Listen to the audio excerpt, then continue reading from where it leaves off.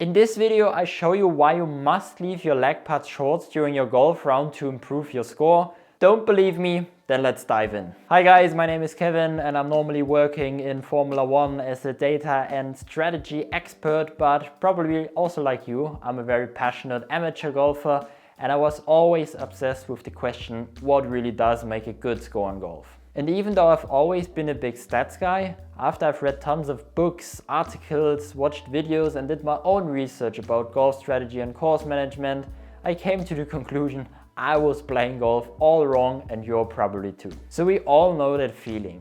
We have taken our time to read the putt line, we have lined up the ball, we hit the putt and it's, oh no, come on, it was in the heart, man, just hit it and give it a chance. I think we all feel that in such situations, but it's a flawed perspective. So Dave Peltz, maybe the most influential short game teacher ever and who also famously coached Phil Mickelson to his first major title, found out in an intensive research that the perfect speed of a putt is the one that finishes 17 inches behind the hole, as it gives you the best trade between having a chance to make the putt while not causing too many lip outs due to excessive speed. While it's a great stat that you can read in this book, it's actually very difficult to be so precise that every time you hit a putt, it would finish 17 inches behind the hole. Because not even tour players can be that precise, so it's not really practical. So like in the long game, it is about covering your shot pattern over the hole in a way that creates the best scoring average. So what does it mean in practice? So let's pretend you would hit 100 putts on your putting green to a hole that is 30 feet away. Obviously it depends a lot on your skill level where your putts would end up in terms of distance, but for me personally as a low single handicap golfer, my putts would probably end up somewhere between 7 feet short and 7 feet long of the hole. So in theory, I have a shot pattern that is 14 feet deep if I aim straight at the hole. So if you know that, wouldn't it be smarter to aim 7 feet behind the hole straight away? Because with that target, you would never leave a putt short. So in theory, all 100 putts have a chance to go in. I mean, it sounds logical, but actually there are two problems with that. So problem number one, you increase your chance of free putting. So good putting requires only two things, obviously. The right distance with the right aim. So what happens in our example? So if your shot pattern is exclusively behind the hole, so all putts have a chance of going in, you would leave yourself with some pretty tough second putts if you don't have the correct line. So in order to understand it, we have to talk about putt probabilities. So in this graphic, you can see the one putt probability for each distance up to 10 feet for tour pros, but also for amateur golfers. And as you can see, the probability decreases exponentially the further you get away from the hole. So in our first case, where we center our shot pattern directly over the hole, the second longest putt that we would face is 7 feet, no matter if we hit it too long or too short. So as you can see, the probability for a 7 feet putt changes based on your skill level, but let's pretend you're a scratch golfer, so it's around 47%. So for our second case, where we want our shot pattern directly behind the hole, so every putt has a chance of going in, the longest second putt that we would face is now 14 feet. And if you look into data, a 14 feet putt is actually pretty unlikely to fall, not only for amateurs but also for PGA Tour pros. But what is better if you calculate it through? Is it better to center your shot pattern directly over the hole, so half of your putt will never have a chance of going in? Or is it better to aim your shot pattern behind the hole, so in theory every putt has a chance of going in, but then you will be faced with longer second putts if you miss the hole? Well, it turns out data's pretty clear about that, and I think you could have guessed it from the title. Option 1 leads on average to better scores. So the main reason behind that is the so-called 3-foot circle, where you statistically kind of have a 100% chance of making the putt. You've probably heard Phil Mickelson, one of the best short game players of all time, talk about that all the time because he based his whole short game system around that 3-foot circle. He says that for his lag putts, chip shots, bunker shots, or also for his pitches, his aim is always to get it inside 3 feet because he knows he's going to make the putt. And to come back to our example, in scenario 2, where you never leave a putt short, you will only cover half of that 3-foot circle because you will never leave a putt 2 feet short. So you basically trade half of your 3-foot circle, where the probability of making the putt is pretty much 100%,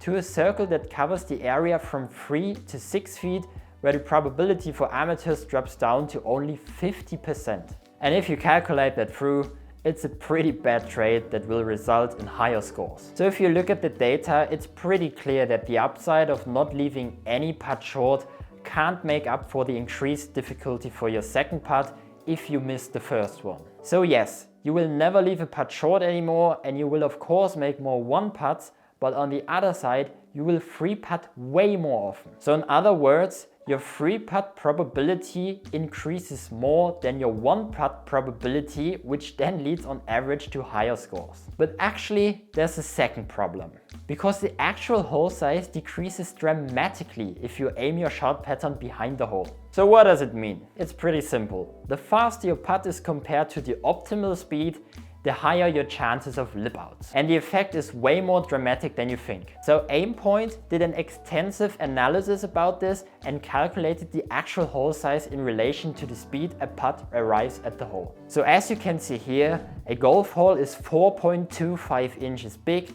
and only with drip speed, so if you have just the right amount of speed to get to the hole, you can actually make full use of that 4.25 inch hole size. So as soon as you increase the speed, you'll increase the chance of lip outs, which actually makes the hole smaller than it is. And I think this graphic is absolutely fascinating, as you can see how big that effect is. Hitting a 30 feet putt 3 feet long isn't really a bad distance control, but you can see that with that higher speed, the hole is realistically 3 times smaller than it actually is. So you pretty much need to hit the center of the hole to make the putt go in, otherwise it lips out. And I think by now it is pretty clear why the free putt effect in our example is much bigger than the increased one putt probability. So as you now know, we basically traded our range from 7 feet short to the hole to an area from 7 feet to 14 feet behind the hole. So what happens if you hit your putt 7 feet behind the hole?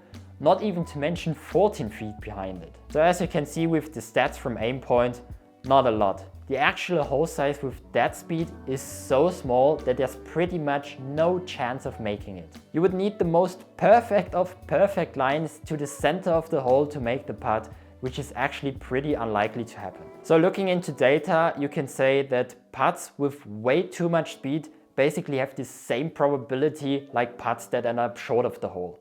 None. So in our example, you pretty much trade no upside for a massive downside of more free putts. So obviously you can go very deep into data and identify your own putting shot patterns for certain distances and select ideal targets from there, but we want to keep it as simple and actionable as possible. So we know that distance control is way more important than aim in putting, because it's pretty hard to miss a putt 5 yards left or right of the hole. But on the other side, it's pretty easy, especially for longer putts, to miss it 5 yards short or long of the hole. So rule number 1 is work on your putting speed.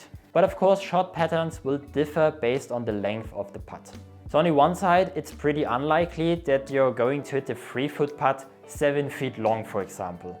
You can't putt that badly. So with shorter putts, we of course want to maximize our shot pattern as well, which in this case means giving it a chance to go in, because you won't give up your 3-foot circle. That's why rule number 2 is don't leave your short putts short.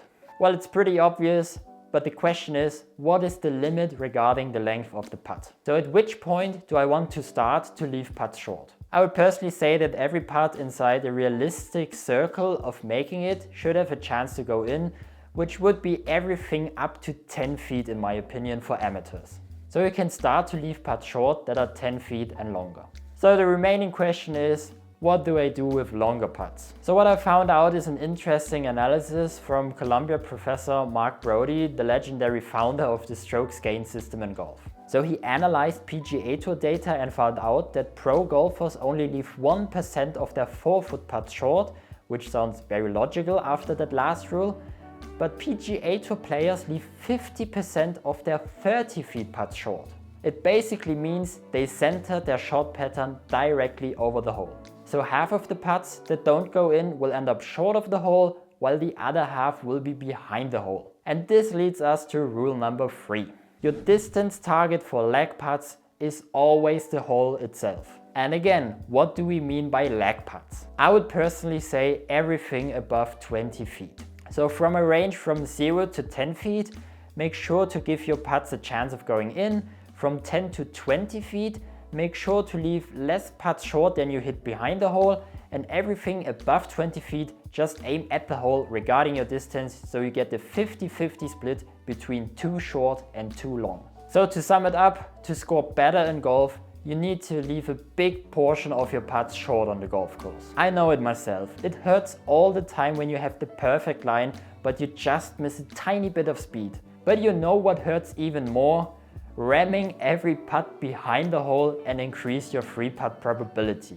So if that video helped you, make sure to leave a like and also subscribe to my channel so you don't miss out on future content about course management and golf strategy. So subscribing is absolutely for free, and you best start with one of my latest videos where I explained why aiming at the pin all the time costs you on average 3 strokes per round, so you better don't do this, so click on the video now.